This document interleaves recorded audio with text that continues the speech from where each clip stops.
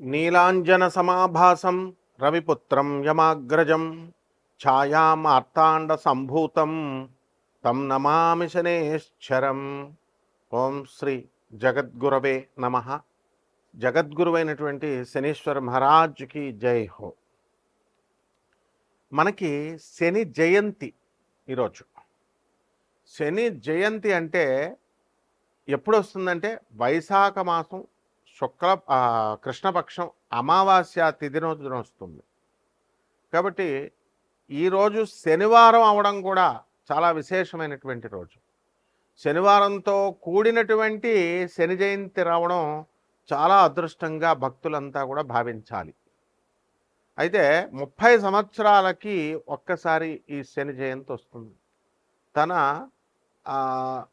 సొంత రాశి అయినటువంటి కుంభరాశిలోకి మరి ఈ యొక్క శని ఉన్నప్పుడు ఈ యొక్క శని జయంతిని మనం జరుపుకుంటాం. కాబట్టి ఈ శని అంటే కర్మకి, ఆ తర్వాత ఈ యొక్క డిసిప్లిన్కి, క్రమశిక్షణకి మారిపోయారనమాట. ఆయన్ని కర్మ ఫలదాత అంటాము, అలాగే కర్మ కారకుడు అంటాము. కర్మకి కారకుడైన మళ్ళీ ధర్మానికి కూడా ప్రతీక అన్నమాట. అయితే ఎవరైతే ఈ యొక్క శని దశలు నడుస్తున్నప్పుడు అర్ధాష్టమ శని, అష్టమ శని, అలాగే ఏలినాటి శని, 7.5 అంటాం, ఇలాంటివన్నీ నడుస్తున్నప్పుడు ఎవరైతే అన్యాయంగా అధర్మంగా వీళ్ళు ప్రవర్తిస్తారో అటువంటి వాళ్ళని శనీశ్వరుడు శిక్షిస్తాడు. ఎందువల్లంటే ఆయన ధర్మమూర్తి. కాబట్టి మనకి ఈ శనీశ్వరుడు ఏం చేస్తాడంటే మనకి ఈ ఏలినాటి శని సమయాలలో చాలా కష్టాలను ఇస్తాడండి. ఈ అర్ధాష్టమ అష్టమ శనుల సమయాల్లో అనుకుంటాం, నిజమే. కష్టాలతో పాటు సక్సెస్ను కూడా ఇస్తాడు అనేటటువంటి విషయాన్ని భక్తులు మర్చిపోతారు. అంటే మనకి మిగతా 8 గ్రహాలు కూడా మనకి ఏం చేస్తాయంటే సుఖాలను ఇస్తాయి, అలాగే ఫలితాలను ఇస్తాయి, చాలా స్పీడ్గా ఇస్తాయి. కానీ శనీశ్వరుడు మాత్రము చాలా స్లోగా, మందుడు అంటాం ఆయన్ని, స్లోగా నడుస్తాడు. ప్రతి ఒక్క గ్రహము కూడా ఒక సంవత్సరం లోపల లేకపోతే సంవత్సరంలో గిర్రమని తిరిగేసి ఒక రాశిలో ఉంటారు, తర్వాత తొందరగా ముగించుకొని వేరే రాశిలోకి వెళ్ళిపోతారు. కానీ శనీశ్వరుడు మాత్రం 2.5 సంవత్సరాల పాటు ఒక్కొక్క రాశిలో ఉంటూ వస్తాడు. కాబట్టి అతని యొక్క సహజ నైజం ఏమిటంటే ఆలస్యంగా ఇచ్చినప్పటికీ కూడా అద్భుతమైనటువంటి ఫలితాలను ఇస్తాడు. రాజయోగ కారకుడు ఆయన. శని యొక్క అనుగ్రహం లేదే ఏ జీవికి కూడా ఆయుర్దాయం అనేటటువంటిది పరిపూర్ణంగా ఉండదు. అంటే లాంగిటివిటీ ఆఫ్ లైఫ్ని ఇచ్చేటటువంటి ప్లానెట్ శని మహారాజ్ అనమాట. అలాగే ఇతర ప్లానెట్స్ అన్నిటిని కూడా మనం ఏమని చెప్పుకుంటామంటే మనకి ఈ యొక్క క్రమశిక్షణ ఇవన్నీ కూడా ఉన్న క్రమశిక్షణ నేర్పించిన శని మాత్రము మనము శని దేవుడు అంటాం. మిగతా ప్లానెట్స్ని మామూలుగా గ్రహాలు అని అంటాం, కుజగ్రహము, బుధగ్రహము ఇలా అంటాం. కానీ శనిని మాత్రం దేవుడు అంటాం. ఈ యొక్క శని తన మాతృభక్తి చాలా ఎక్కువ, ఛాయాదేవ తన తల్లి అయినటువంటి ఛాయాదేవి పట్ల. ఆ విధంగా ఎవరికైతే శని బ్రహ్మాండంగా ఉంటుందో, ఉచ్చస్థితిగతుల్లో ఉంటాడో శని, మరి తులారాశి, వృషభ రాశి లాంటి స్థానాల్లో, మకరం, కుంభం లాంటి స్వక్షేత్రాలలో ఇలా ఉన్నప్పుడు ఆ యొక్క జీవికి తను మాతృభక్తిని కలిగిస్తాడు. అంటే తల్లి వల్ల లాభాలను కలిగిస్తాడు, తల్లి వల్ల ఈ అబ్బాయి, ఈ జాతకుడు వృద్ధి చెందేలాగా తల్లి సలహాలను పట్టుకొని ఉంటాడనమాట. కాబట్టి ఎవరైతే తల్లిని అవమానిస్తారో అటువంటి వాళ్ళని శని నిర్దాక్షిణ్యంగా, నిర్దయగా శిక్షిస్తాడు. తన సొంత తండ్రి అయినటువంటి సూర్యభగవానున్నే ఆయన నిర్దాక్షిణ్యంగా శిక్షించాడు, తన తల్లి ఛాయాదేవిని వదిలేశాడని. కాబట్టి ఇలా మరి శని జయంతి రోజున మనం ఏం చేయాలండి అని అంటే, ఆ రోజున తెల్లవారుజామునే నిద్ర లేవాలి, సూర్యుడు రాకముందే. ఆ తర్వాత తలంటు స్నానం చేసి నల్లని వస్త్రాలను ధరిస్తాము. అలాగే చక్కగా ఇంట్లోనే అందరికీ కూడా చాలామందికి తెలియదు ఏంటంటే శని జయంతి లేదా శని అభిషేకం అని అనగానే గొళ్ళకు పరిగెత్తుతారు. ఇది మానేసేయండి ఫస్ట్. నవగ్రహారాధన ఇంట్లో కూడా చేసుకోవచ్చు, శనీశ్వర ఆరాధన. అది నార్త్ ఇండియాని చూసి మనం నేర్చుకోవాలి. అందువలన శని యొక్క ప్రతిమని కానీ, శని యొక్క ఫోటోని కానీ, మన విగ్రహాన్ని కానీ ఇంట్లో పెట్టుకొని మనము ఆ రోజున చక్కగా పూజా మందిరం దగ్గర కొన్ని బియ్యం వేసి దానిపైన చక్కగా తమలపాకు వేసి దానిపైన ఈ శనీశ్వరుడి యొక్క విగ్రహాన్ని మనం ఏర్పాటు చేసుకున్న తర్వాత మనం ఏం చేయాలంటే మస్టర్డ్ ఆయిల్ అంటే ఈ యొక్క ఈ నూనె ఏంటది, ఈ యొక్క ఆవాల నూనె లేదా సీసమే అంటే నువ్వుల నూనెతో మనము ఈ యొక్క సీసేమ్ సీడ్స్, నువ్వుల గింజల నుంచి తీసినటువంటి ఈ యొక్క నువ్వుల నూనెని వెలిగించితో దీపారాధన చేయాలి శనీశ్వరుడికి. అలాగే నువ్వుల నూనెతో ఆ యొక్క విగ్రహానికి శనీశ్వరుడి యొక్క నామాన్ని జపిస్తూ మనము ఈ యొక్క బీజమంత్రాలను కూడా ప్రామ్ అనేటటువంటిది శనీశ్వరుని యొక్క బీజము, మరి ఓం ప్రాం నమః అంటూ ఓం ప్రాం ప్రీం అట్లా చెప్పుకుంటూ శనీశ్వరాయ నమః అంటూ మనము శనీశ్వరుడికి అభిషేకం, తైలాభిషేకం చేస్తాం.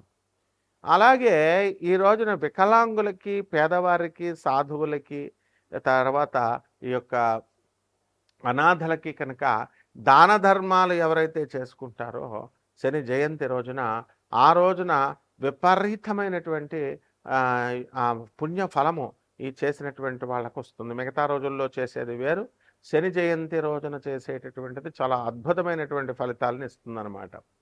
అలాగే శని రాజ్యాధికారాన్ని ఇస్తుంది కాబట్టి శనికి ఎవరైతే రాజకీయ నాయకులు ఉన్నారో అటువంటి వాళ్ళంతా కూడా మన శనీశ్వరుడికి చక్కగా ఈ యొక్క రాజయోగాన్ని ఇమ్మని చెప్పి ప్రార్థిస్తారు శని జయంతి రోజున. అలాగే ఈ యొక్క శని అభిషేకాలతో పాటు మనకి వీలున్నంత వరకు దాన ధర్మాలు ఇవన్నీ కూడా మనం చేసుకుంటాం. అలాగే చిమ్మిలి ఉండల్ని తయారు చేసి మనం నైవేద్యంగా శనీశ్వరుడికి మనం పెట్టుకోవచ్చు, లేదా బెల్లం ముక్కని నివేదనగా శనీశ్వరుడికి మనం పెట్టుకోవచ్చు. ఈ శని జయంతి రోజున ఓం శనేశ్వరాయ నమః అనేటటువంటి మహామంత్రాన్ని 108 సార్లు మనము జపించవచ్చు అన్నమాట.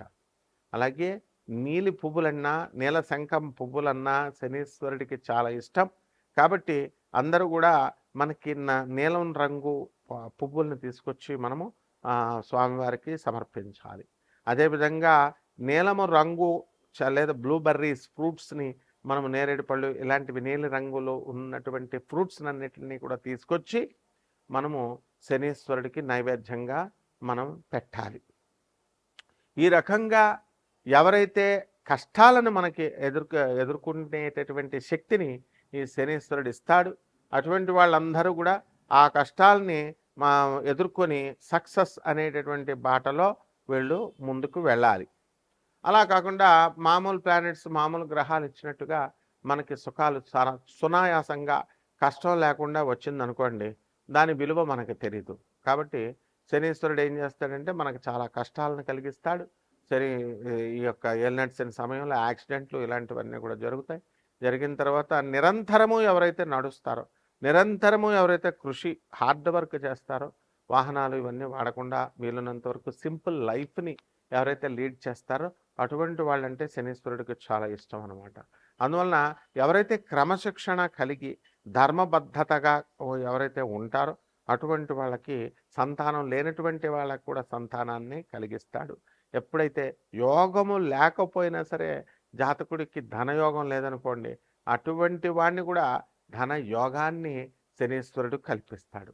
అలాగే 6వ ఇంట్లో శని కనుక ఉన్నట్లయితే లాంగిటివిటీ ఆఫ్ లైఫ్ పెరుగుతుంది అని చెప్పి శాస్త్రం చెబుతోంది. అదేవిధంగా రోగాలు అనేటటువంటివి చాలామందికి అనేక రకమైనటువంటి రోగాలు వస్తాయి. సాధారణంగా డెర్మటాలజీలో మనకి చర్మ సంబంధమైనటువంటి ఈ యొక్క డెర్మటాలజికల్ డిజార్డర్స్ అనేటటువంటివి వస్తాయి. ఆ విధంగా చర్మ వ్యాధులతో పాటు హ్యూమన్ ప్యాపిలోమా వైరస్, హెచ్పివి వ్యాధులు కూడా మనకి ఈ యొక్క శని ప్రభావం వల్ల వస్తుంది.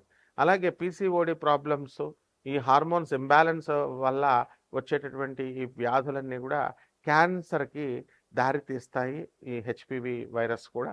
అందువల్ల వాటిని అన్నిటినీ కూడా ఈ యొక్క శనీశ్వరుడు నిరోధిస్తాడు. కాబట్టి ఒక్కొక్క రాశి వారీగా ద్వాదశ రాశుల వారందరికీ కూడా ఎటువంటి ఫలితాలు ఇస్తారో మనం చూద్దాం. ముందుగా ఇవన్నీ కూడా గోచారాల రీత్యా కోటాను కోట్ల మందికి అందరికీ కూడా కామన్ ప్లాట్ఫారంలో మనం చెబుతున్నాం కాబట్టి దాని రీత్యా మనకి ఈ ఫలితాలు అనేటటువంటివి ఇలా ఉన్నాయి రాశి ఫలాలు అని మనం చదువుకుంటాం, వింటాం. అయితే ఈ యొక్క వ్యక్తిగత జాతకం అనేటటువంటిది ఒక్కొక్కళ్ళకి ఒక్కొక్కలాగా ఉంటుంది. ఎవరైతే వ్యక్తిగత జాతకాలు కావాలనుకుంటున్నారో వాళ్ళందరికీ కూడా నాసా లైవ్ రిపోర్ట్స్ని బట్టి అమెరికన్ టెక్నాలజీతో మేము ఈ యొక్క జాతకాలు చెప్తాం. అటువంటి వాళ్ళు మనల్ని సంప్రదించవచ్చు. ఒక్కొక్క రాశి వారికి కూడా ఈ శని జయంతికి ముందు ఎలా ఉంటుంది, ఆ శని జయంతి తర్వాత ఈ యొక్క విశేషమైనటువంటి రెమెడీస్ చేసుకున్న తర్వాత ఒక్కొక్క రాశి వారికి ఎలా ఉంటుందో మనం మిథున రాశి, ఈ మిథున రాశి వారందరూ కూడా మనకి ఆల్రెడీ గతలోనే మనకి ఫారెన్ వెళ్ళడం జరిగింది. ఇక మిగతా వాళ్ళు ఎవరైతే ఉన్నారో అటువంటి వాళ్ళందరూ కూడా ఈ సంవత్సరం వెళ్ళిపోవడం అనేటటువంటిది జరుగుతుంది.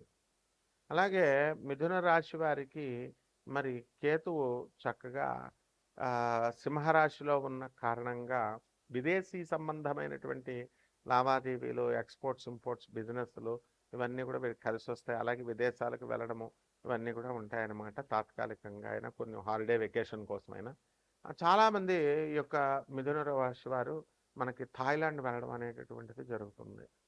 అలాగే ఈ యొక్క రాశి వారికి అందరికీ కూడా మరి ఎక్కడైతే మిథున రాశి వాళ్ళు భార్యాభర్తలు ఉద్యోగాలు చేస్తున్నారో భార్య పిల్లలు ఇంకా రాకుండా అటువంటి వాళ్ళకి ఈ యొక్క ఈ మన గురుడు 2 జూన్ 2026 సంవత్సరానికి మారుతున్నాడు. అంతకుముందే మనకి ఈ యొక్క కుజ గ్రహము 15 మే 2026 సంవత్సరంలో ఈ యొక్క మేషరాశిలోకి వస్తున్నాడు. ఈ కారణంగా మనకి వీళ్ళందరూ కూడా బ్రహ్మాండంగా వీళ్ళ బంధువులు అందరూ కూడా భార్య పిల్లలు వీళ్ళందరూ కూడా భర్త విదేశాల్లో ఉన్నటువంటి భర్త దగ్గరికి వెళ్ళడం అనేటటువంటివి జరుగుతాయి. అలాగే విజయ్ని మనం తీసుకున్నప్పుడు వృషభ రాశి వస్తుంది. మరి చక్కగా 107 సీట్లు ఉన్నప్పటికీ కూడా కమ్యూనిస్టులని, కాంగ్రెస్లని, సివిఎస్కే పార్టీలని వాళ్ళు కలుపుకుంటూ మొత్తం మీద అసలు ఏమాత్రము కూడా బలం లేదు అనుకున్నటువంటి తరుణంలో స్టాలిన్, అన్నాడీఎంకే ఇద్దరు కలిసి పరిపాలన చేస్తారు, పార్టీలు కలుపుకొని సైద్ధాంతిక విలువలను పక్కన పెట్టి అని పుకార్లు వచ్చినాయి. అటువంటి సమయంలో వీళ్ళు అది కాకుండా అలా కాకుండా బల నిరూపణకు వచ్చేసరికి 14 తారీఖు మే నెల 2026 సంవత్సరానికి కల్లా మొత్తం ఈ 144 మందిని అసెంబ్లీలో చేసి చూపించాడు. అంటే అర్థం ఏంటండి, మిథున రాశి వాళ్ళది అంత బ్రహ్మాండంగా మీకు పని చేయడం అనేటటువంటిది జరుగుతుంది.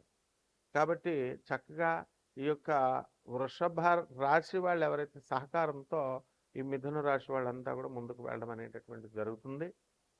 కాబట్టి ఈ యొక్క రాశి వారికి మనము చేసుకోవాల్సినటువంటి పరిహారాలను మనం తీసుకున్నప్పుడు మిథున రాశి వారికి మనము చక్కగా రాహు జపం చేసుకోండి, రాహు స్తోత్రాలు చదవండి.